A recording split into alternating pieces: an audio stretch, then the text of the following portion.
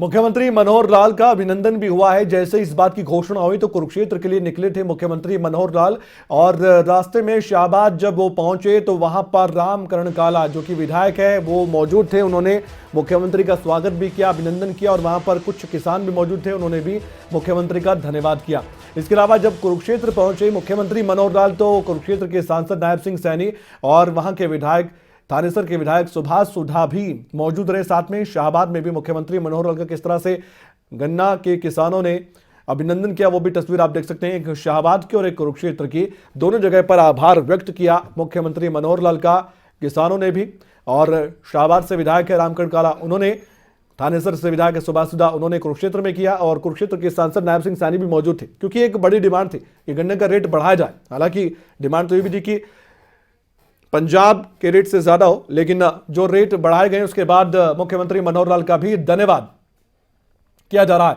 और हमारे साथ इस समय हरियाणा बीजेपी के अध्यक्ष ओपी धनखड़ साहब खुद जुड़ चुके हैं फोनलाइन पर। उनका ट्वीट भी हम आपको दिखा रहे हैं। जैसे ये घोषणा हुई उन्होंने तुरंत ट्वीट करके धन्यवाद भी, आभार भी जताया। धनखड़ जी नमस्कार, मैं कमल कौशिक बोल रहा हूं सर। जी नमस्कार, कमल कौशिक जी।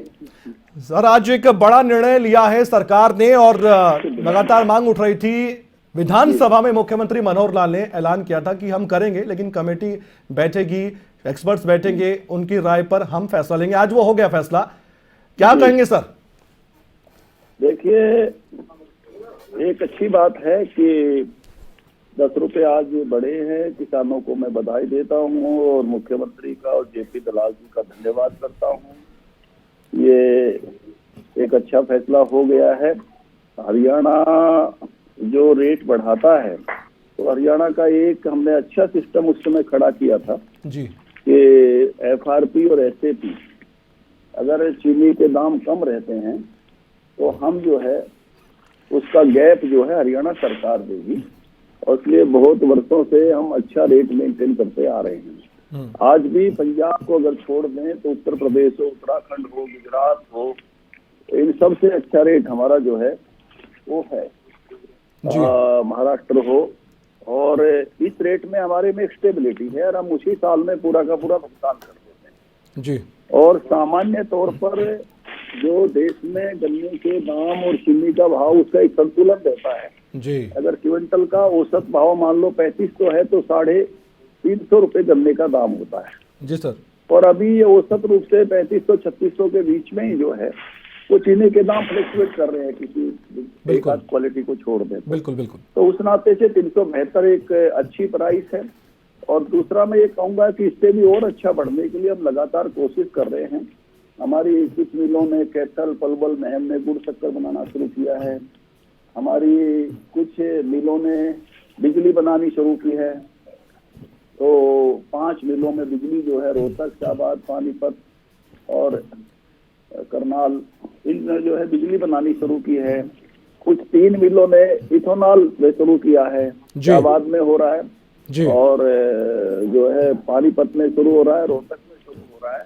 तो इन सब चीजों में खाली चीनी से कई बार प्रॉफिट नहीं निकाल सकते, तो चीनी मिलों का कर्जा भी कम हो जी और किसान को भी उसकी अच्छी आमदनी मिले, तो इसका प्रयास रहता है। और इसका एक अच्छा मैं कहूँगा स्ट्रक्चर्ड तरीका जो है, क्योंकि एफआरपी जो है वो केंद्र सरकार घोषित करती है और स्टेट स्पॉन्सर्ड प्राइस जो है एसएपी जो है वो राज्य सरकार घोषित करती है जी। तो राज्य उसमें कई बार गैप रहता है, तो उस गैप को हम यहाँ अगर चीनी के दाम कम रह जाते हैं तो अपने राज्य से सहायता देकर पूरा करते हैं जी। तो ज्यादातर चीनी मिलों ने इम्प्रूव किया है इन 7-8 सालों में, केवल एक को छोड़कर। एक प्राइवेट मिल हुई नारायणगढ़ वाली, उसमें कठिनाइयां आई। बाकी सब चीनी मिलों के जो है कैंपस बदले गए हैं, कैपेसिटी बढ़ाई गई है जो है, और ये नए लेवल पर इथेनॉल और बिजली के लेवल पर लेकर आ रहे हैं जी। तो हम इसको सुधार की तरफ ले जा रहे हैं। और एक अच्छी कैश क्रॉप है गन्ना, अब 350 क्विंटल से लेकर 400 क्विंटल तक होता है। तो इसको मल्टीप्लाई करेंगे तो ये एकमात्र ऐसी फसल है जो सबसे अच्छा दाम किसानों को दिलाती है। जी जी।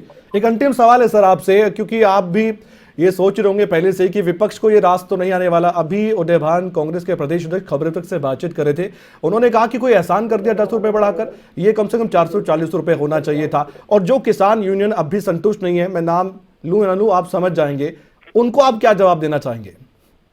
देखिए, विपक्ष में रहकर बात अलग करना और सत्ता में रह के बात अलग करना, ये कांग्रेस की हमेशा एक नीति रही है। जब कांग्रेस को मौका मिला था तो इस प्रकार के रेट कभी भी नहीं रहे। मैंने एक आपको सिस्टम बताया, रेट सामान्यतः चीनी के दाम के औसत के हिसाब से रहे हैं जी। जैसे मैंने एक आपको फार्मूला दिया कि 3,500 अगर चीनी का दाम है क्विंटल का, जी। तो लगभग 350 गन्ने के दाम होते हैं। बिल्कुल। वो वैसी की व्यवहारियता रही है। बिल्कुल। और उसमें से बड़ी बड़ी बातें करना वो एक अलग बात है। आप इसका संतुलन देखेंगे तो उससे ज्यादा जब जब देने की बारी आई, जैसे एक बार मेरे सामने आया कि चीनी के दाम बहुत कम है और हम बढ़ाने की बात कर रहे हैं, तो मैंने आखिर में ये तय किया जी कि भाई मैं एसएपी और एफआरपी का गैप में दूंगा जी। अगर चीनी के दाम कम रहते हैं। ठीक है।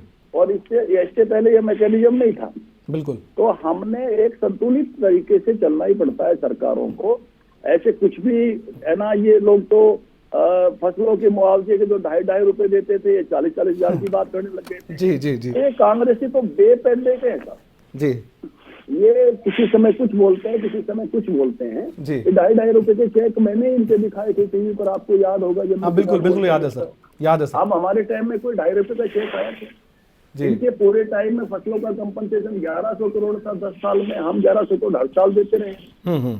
ये बाजरे की खरीद और इनके समय में कभी बाजरे का भावांतर भरपाई का गैप सुना था आपने? जी जी जी। किसान सम्मान निधि इनके सामने सुनी थी कभी आपने? जी। तो ये तो केवल बयानवीर हैं। ठीक है, बयानवीर बात की। हाँ, ये केवल बयानवीर है। ये इनका वक्त आता है, स्वामीनाथन रिपोर्ट को 8 साल दबाए बैठे रहे और अब ये बात करते हैं। स्वामीनाथन कमीशन इन्होंने बनाया, रिपोर्ट इनके सामने आई, रिपोर्ट इन्होंने इम्प्लीमेंट नहीं की। हुड्डा कमेटी की रिपोर्ट इनके सामने आई, इनके हुड्डा साहब मुखिया थे, अपनी रिपोर्ट इम्प्लीमेंट नहीं करा पाए। 10,000 रुपए कंपनसेशन नहीं दे पाए। इवन विधानसभा में उनके सामने मैंने कहा कि आप वादा करके अपना वादा पूरा नहीं कर पाए। कोई फाइल नहीं मिली 10,000 रुपए कंपनसेशन की। हमने आके 12 किया, 12 से 15 किया। तो ये तो केवल साहब रैलियों में बोलते हैं, अच्छा, भाषण करते हैं, इनका इम्प्लीमेंटेशन नहीं है। ठीक है, ठीक है। हाँ।